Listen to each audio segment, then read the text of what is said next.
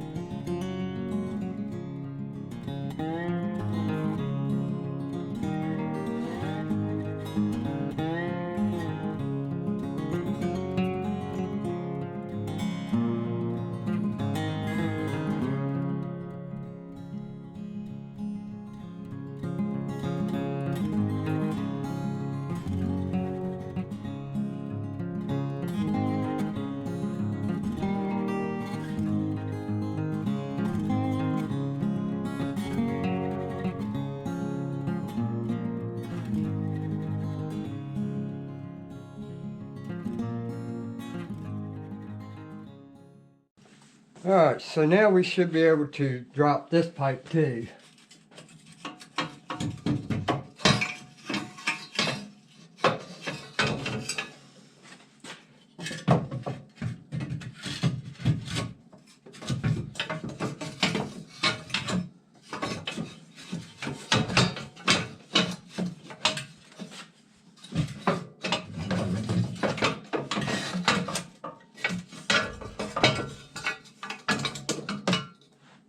Wow. Now, is this going to come out? Or does it have to go out the same way? Yeah, I think it's going to make it. Oh yeah. It's a little tricky. Alright. So now that we got that out of the way, let's assess our situation here. Boy, that took my breath away. We got to replace this. Yeah, it's got water in it. Look at that. That is just chewed all to pieces. And that probably wouldn't have happened if this hadn't broke loose. But somebody did some really terrible welding on this to begin with. So this here's the piece that went in. So we can basically put that in its spot wherever it came out of and get our orientation. So we need to take these bolts out now.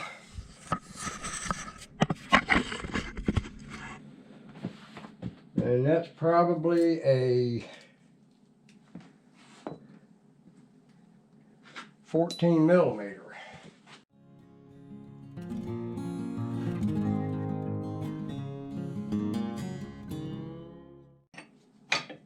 All right, now that we got this out,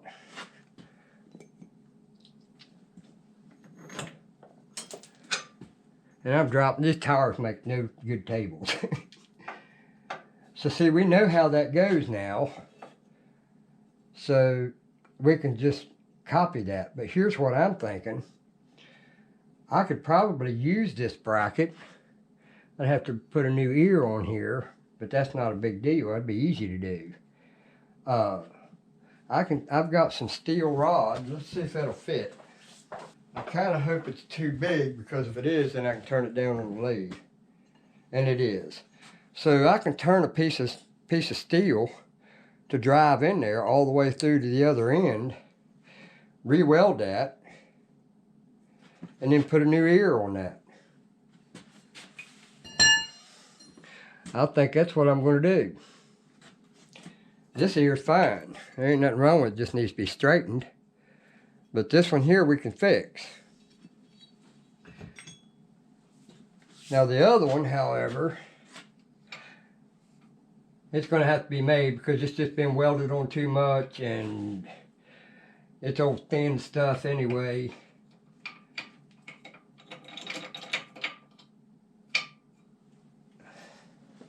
But we got to get this in the right position. So we need to get the brackets off first.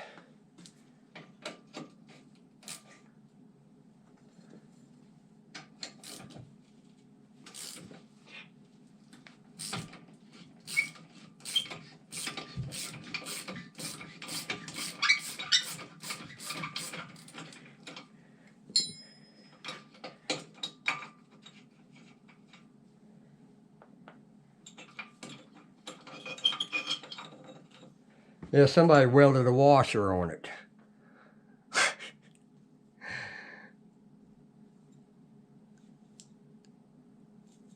How they didn't get the weld to stick to that, because it's clear to see that this was there when they welded it.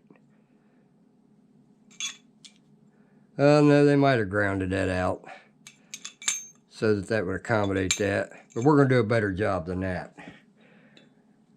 So basically, I'm just going to have to block this up to where it's straight. We got a general idea of where it's supposed to be. It looks to me like, looking down on it, it's about 1 inch from the frame on this side and about 3 inches of frame on this side. So it gives you a close, roundabout idea of where it's got to go.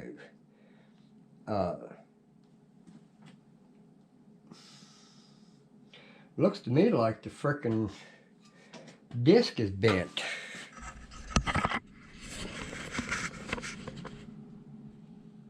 Yeah, something ain't right here. Let's look at this. This bolt right here. Let me get some light on that subject.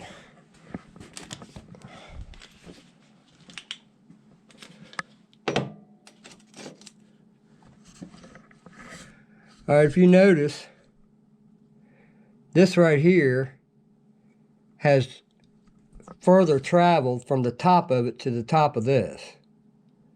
This one's got less. This is cocked that way a little bit. So I'm wondering what's going on here. Why is it like that? Something's bent.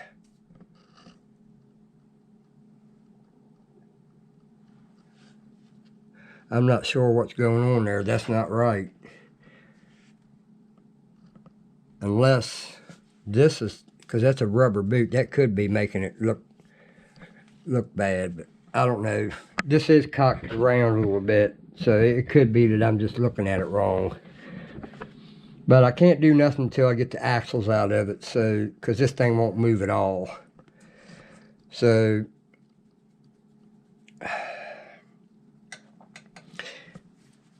we're just going to go on, we're just going to fix this one right here. We know it's correct. So we're just going to fix this by turning a piece of that steel, this steel rod right here, 7/8 rod. And we're going to drive it in there. And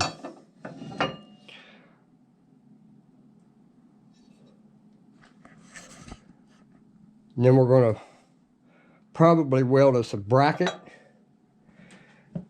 I've got some steel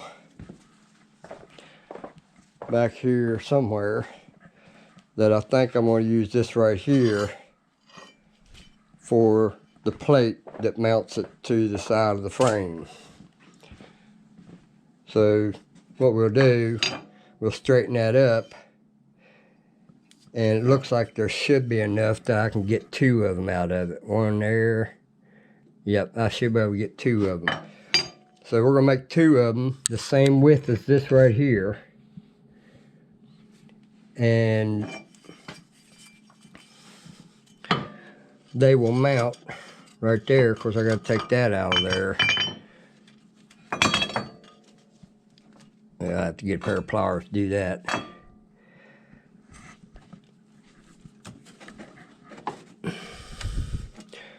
But you get the idea. I'll just make a plate there, drill a hole here, drill a hole here, and bolt that in. And we'll drill a hole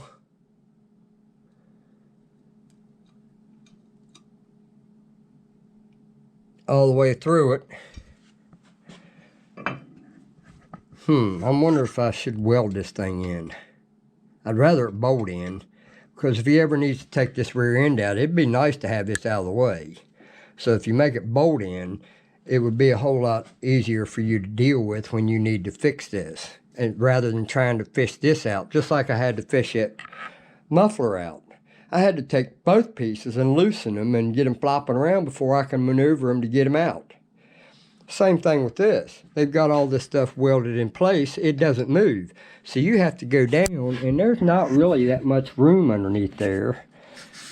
I mean, it's the width of my fingers, because I can squeeze in between this plate, or rubber, or whatever that is, plastic cover. But, so I'm going to try to make this bolts in. And, that means that we're going to have this thing on the money. So when we put this back together, I'm going to have to shorten this by the distance of this.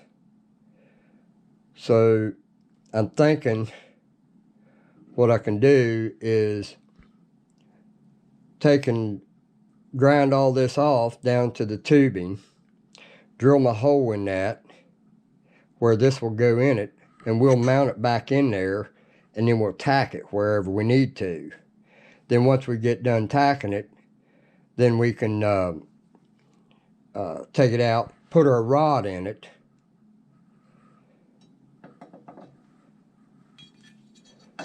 look, something hit that too. Oh, that was up against this. I'm surprised they didn't ruin the rear end on this thing. But anyway, you get the idea of what's going on. The next one part 2. It's getting late right now, and I want to get this up, so it'll be up by morning.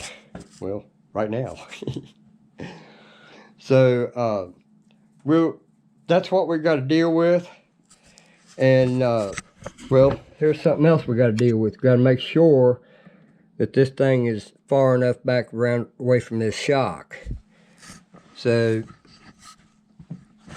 I'm not real sure that's supposed to be right there. I think it's supposed to be back further. So somebody has put this in the wrong place to begin with, because this should be back further than that. So if you look, these here are the same exact brackets right here. This bracket right here, same exact bracket. And you see how far the hole is ahead of the original hole, which would be right here. It's up further, about 3/8 of an inch.